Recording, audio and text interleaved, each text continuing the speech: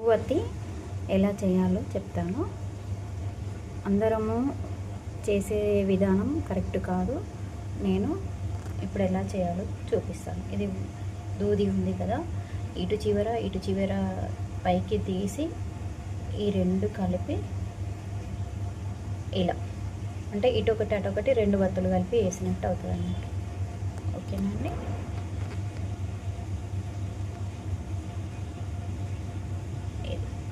దీన్నే పువ్వొత్తి అంటారు, బొడ్డువత్తి అంటారు. ఈ పువ్వొత్తితో ఉసిరికాయ దీపము ఇలా చేయాలి.